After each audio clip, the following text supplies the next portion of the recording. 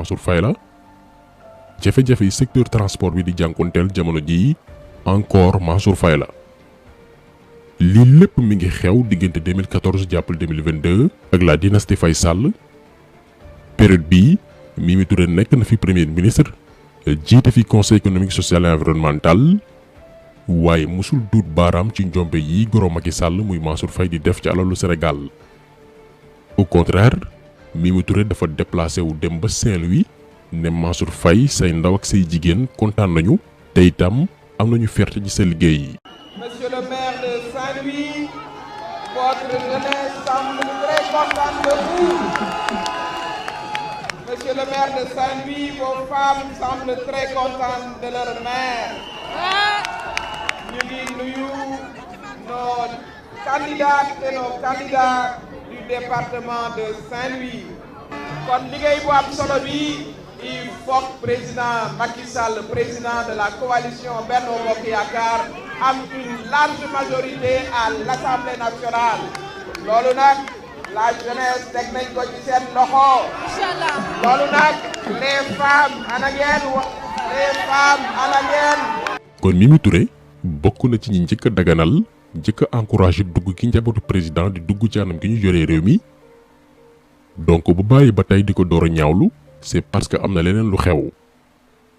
li am mooy dafa doon séntu jiite assemblée nationale fara Macky Sall tas yaakaaram teg fa kenn ci ay gorom muy Amadou Mame Diop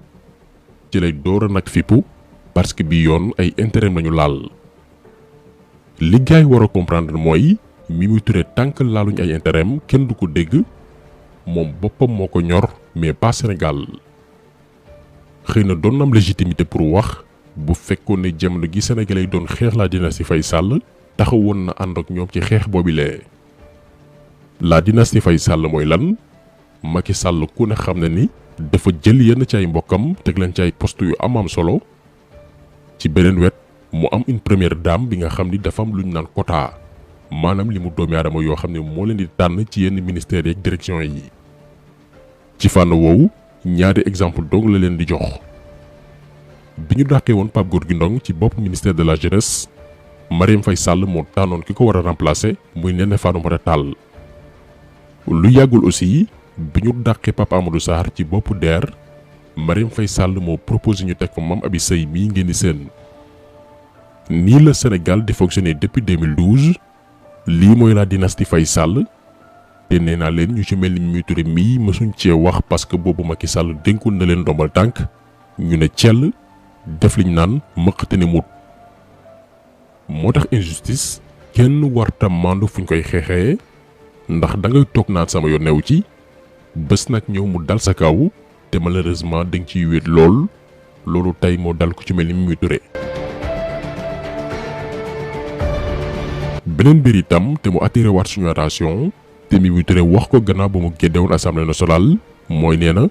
benn ci li ko gën a métti mooy bu ñu yóotaay mbir souvent jigéen yi la ñuy jiital maanaam buñ ko déggee jigéen yi la ñuy sacrifier waaye bu lépp sottee ñu teg leen nale ci gàttal tayle leen. De toute façon, je crois que ce qui est important, c'est chaque fois que voilà une injustice se pose et se pose souvent pour les femmes, qu'on puisse voilà la combattre, la dénoncer. C'est ça la question. Il aurait pu s'appeler autrement. Mais c'est le fait que, voilà, quand il faut aller au charbon, on responsabilise les femmes quand elles gagnent, et puis après, il faut retourner, voilà, tranquillement et passer, voilà. Voilà, ce qui apparaît comme une injustice, c'est que, voilà, on fasse le travail et qu'on gagne, et que, voilà, ça arrive un peu trop souvent aux femmes, et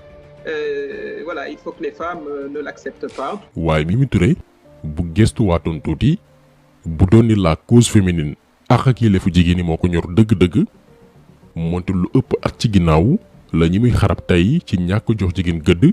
utiliser ab xale bu jigéen bu bëgg dërëm ëgguloo ko complot ngir daane la opposant balaa du sib demat ñu xam ban membre Benno Bokk Yaakaar moo nekk ci cerveau wu dil bii ak naka la ci loxo président ministre bi ñu dénk yoon ak ministre bi ñu dénk biir réew mi duggee lépp leer waaye teewul moom Mimi Touré mi ñaawlu tey anam gi ñu utiliser jigéen yi ba noppi saani leen moo taxawoon ne yoonu nguur gi newul ci histoire boobi lee ñu xam ne il n'y a pas aussi loo xam ne lii war naa mën a tax ñu jàpp ne Benno Bokk Yaakaar parce que xam naa ne di ngeen ma ko laaj affaire dossier justice dossier boobu nga xam ne soxna suñuy wax soxna si Sarr waaw yooyu moom ñun vraiment bu ñu ko laajee sax yenn saa yi on ne sait même pas pourquoi parce que du ñun ñoo jox rendez-vous ca Sweet Beauty nag man mbir ma tudd sax Sweet Beauty la du ñun ñoo fay joxe rendez-vous du ñun ñoo fay yóbbu kenn du ñun ñoo fay forcer kenn ku ñu fa tuumaal yow yaay dem face à la justice nga expliqué wu ay spectateurs la ñu ci ndax xamuñu yoonu foofa xamuñu nu ñu fay joxe rendez-vous xamuñu numéro téléphone kon vraiment lu ñu ci wax tooñ voilà ñi nga xam ne nag ñoom lañ ci accusé ñu jëm seet nu ñuy lijjantee loolu. donc li ñu bëggoon leeral ci vidéo bi mooy bu ñu tombé dans l'émotion parce que diw def na benn mbaa ñaari sortie commencé dal ci nguuru Macky Sall jamono jii ñuy wax ak yéen bu fekkoon ne Mimi Touré mii mooy présidente assemblée nationale bu doon ni Macky Sall defaloon na ko li mu bëggoon lu nguur gi wax mu ne waaw parce que xeexul ngir principe wala ngëm-ngëm mais intérêt boppam moo tax muy xeex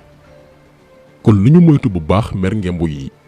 ñi nga xam ni bi leen Macky Sall daan compal waxuñu woon tey compaluñu leen ñu commencé naan dañuy opposé wu te newul Mimi Touré dongu fan yi gis nañ ku naan Lansana Gagny Sakho moo jiitoon ONAS diggante 2017 jàpp 2021 ba tey ci nguuru Macky Sall jëm ji ëllëg bu ñu ubbi enquête ngir ceetu 766 milliards yu inondation yi dañ ko war a woo déglu ko waxuñu def na am deful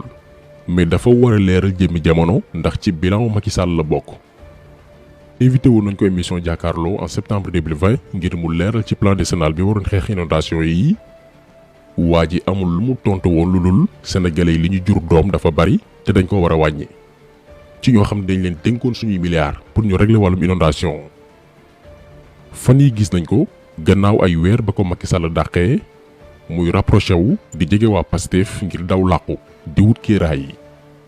lii na ci opposition bi gën a bàyyi xel te bañ a doon bërëbu làqukaay ñu doon défendre bilan Macky Sall démb ak bërki démb li gaay xamul mooy Macky Sall mën naa sax créer mer ngembom koo xam ni élément am lay doon pour mu dugg ci biir opposition bi ngir xam lu ñuy waajal feek lu ñuy dëgmal nañ ci def très attention surtout jëme ci ñi nga xam ni tàng Macky Sall mi leen di sédd lépp a jaar yoon waaye bu ñu leen dénkatul ñu bëgg a taxaw nag comme ay bañkat wala jàmbaar wut fu ñu làqu ci position bi gaay di leen tàccu te moonte bërki démb ñoo doon défendre l'indéfendable lii nañ ci veiller bu baax a baax on tax sel bi tey loolu woon ñu ngi leen di gërëm ni leen jaajëfal di leen di dajee incha allah beneen yoon ci beneen jàngat jaa ngeen jëf